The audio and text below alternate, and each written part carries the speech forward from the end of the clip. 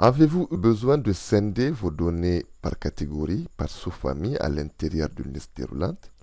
Peu importe. Alors, dans cette vidéo, je vous montre un moyen très simple et amusant de créer une liste déroulante de validation de données à deux ou plusieurs niveaux. Je suis Haruna Bonkano, je suis consultant formateur bureautique, particulièrement de tableur Excel chez Niger Excel. Notre objectif à Niger Excel, c'est de vous rendre dynamique, performant et autonome à travers les outils Microsoft Excel.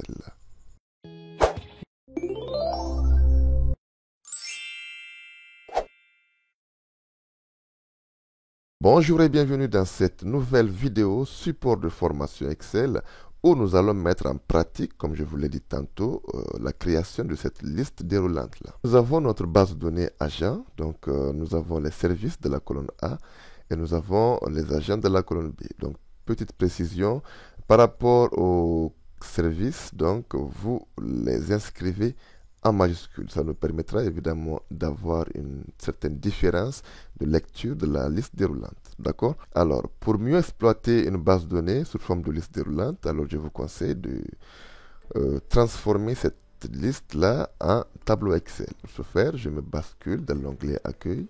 Donc, mettre sous forme de tableau Excel. Là, j'ai toute une panoplie de couleurs. Alors, je sélectionne cette couleur-là, par exemple. Et n'oubliez pas de cocher mon tableau comporte des en-têtes. OK?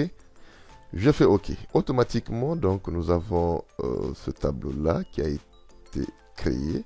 Donc, je vais changer de couleur. Cette couleur ne convient pas là. Je ne sais pas trop. Par exemple, je prends cette couleur-là. OK? Je vais enlever les filtres. Voilà, voilà. Et là, je vais renommer ma base. Donc, je vais la renommer comme source. Je valide. Nous allons essayer de créer cette liste déroulante-là en quelques étapes. Premièrement, nous allons créer un tableau croisé dynamique. Donc, pour créer un tableau croisé dynamique, c'est très simple. Je me bascule dans l'onglet Insertion et je fais Tableau croisé dynamique. D'accord? Là, je dois bien sûr contrôler et vérifier si ma source a été sélectionnée. Donc, je glisse les services en ligne ainsi que les agents en ligne. Je me dirige dans Création et là, je clique sur Disposition du rapport. Attention, là, vous devez sélectionner Afficher en mode plan. OK? Génial. Donc ici, j'ai la structure qui me convient pour créer cette liste déroulante-là. Partant de cette base tableau croisé dynamique, nous allons essayer de créer une autre base de données, d'accord, prête à l'emploi. Pour cela, nous allons imbriquer quelques fonctions Excel qui vont nous permettre d'avoir cette base de données homogène. Donc ici, je vais poser une condition pour dire tout simplement si cette cellule est différente. Alors, différence, c'est supérieur et inférieur. Et différente de guillemets. Donc, qu'est-ce que je veux? Je veux tout simplement avoir la même cellule. D'accord? Sinon, cette fois-ci, j'imbrique la fonction si et la fonction est.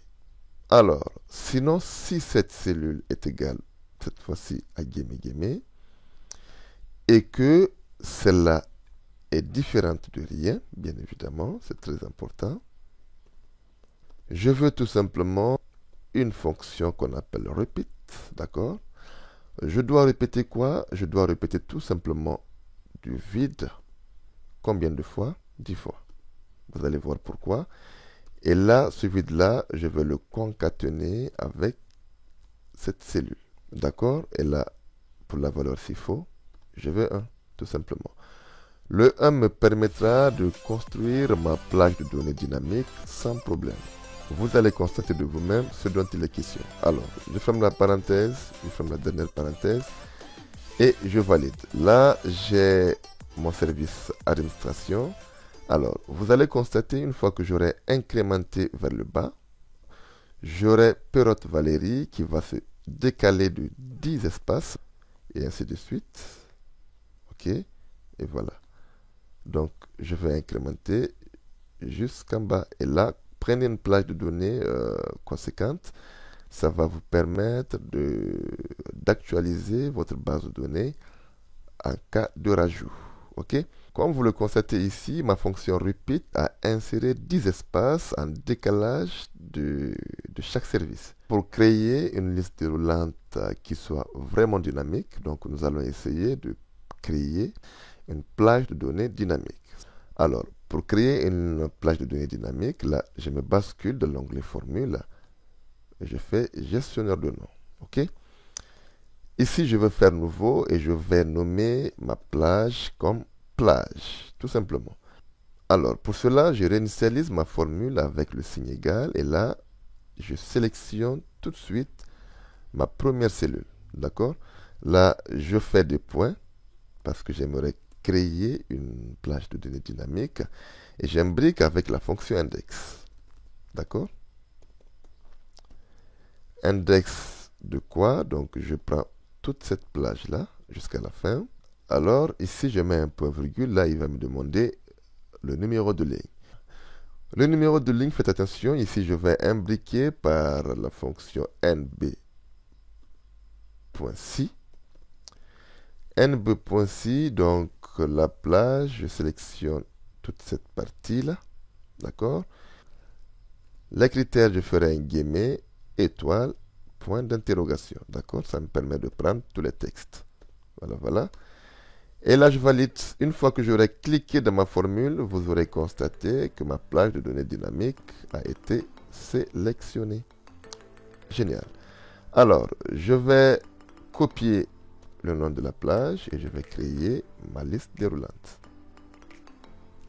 Là, je me dirige dans ma feuille base. Et là, je viens dans Données. J'autorise une liste.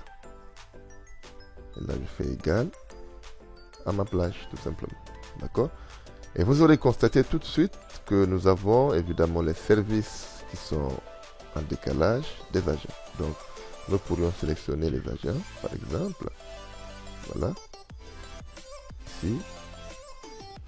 Voilà, voilà, comme vous le constatez ici. Alors, nous allons essayer de paramétrer un tout petit peu pour guider l'utilisateur à ne pas sélectionner les services. Je me bascule dans cette cellule et je fais exact. D'accord? Évidemment, c'est cette cellule-là, point virgule. Le second texte, donc, j'imbrique avec la fonction majuscule. Je prends cette même cellule-là. Je valide. Alors là, vous aurez constaté que j'ai vrai, parce que simplement, administratif est écrit en majuscule. Si je sélectionne, par exemple, cet agent-là, vous verrez que j'aurai faux. Voilà. Donc, je vais utiliser cette merveille-là, d'accord, pour transformer le vrai ou faux en format numérique. Donc, pour cela, je vais tout simplement inscrire deux signes négatifs.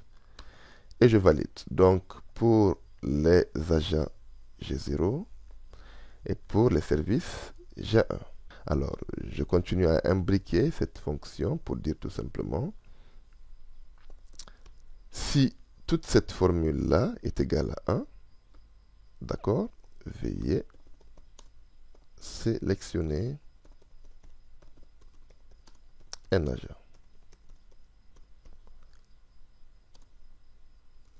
Voilà. OK, là je ferme le guillemet. Sinon, alors je vais du guillemet, tout simplement. Là, je valide. Automatiquement, si je sélectionne administratif, j'ai le message veuillez sélectionner un agent. Si je sélectionne un agent, pas de message. Et voilà. Donc, nous allons créer une petite mise en forme conditionnelle qui va nous permettre d'afficher ce texte-là en rouge. Pour ce faire, je sélectionne de la formule ce texte-là. Je me dirige de l'onglet Accueil et la mise en forme conditionnelle. Et là, je sélectionne Test qui contient. D'accord? Je colle mon texte à l'intérieur et je change un tout petit peu le format. Je veux tout simplement que le texte soit colorié à rouge. Et là, je prends à rouge. Voilà, voilà. Je fais OK. Alors, comme vous le constatez ici, nous avons le niveau de service à l'intérieur. D'accord?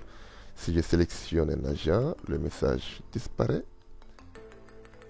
Si je sélectionne un service, le message réapparaît. Nous allons évidemment ajouter un agent, par exemple, au niveau de conditionnement. Donc, pour vérifier la conformité de notre plage de données. Alors, je mets bon canon, tout simplement. N'oubliez pas d'actualiser vos données, d'accord, automatiquement. Donc, je retourne dans ma liste déroulante et je vais dans le service conditionnement. Bon canon y est. Alors, j'espère que cette petite démonstration vous aura plu. Vous saurez l'adapter à vos besoins. Donc, n'hésitez pas de vous abonner. N'hésitez aussi pas de cliquer sur la petite cloche pour ne pas manquer les prochaines vidéos. Faites un commentaire en bas de page, ça me ferait plaisir. Quant à moi, je vous dis à très bientôt dans une prochaine vidéo. Merci et ciao.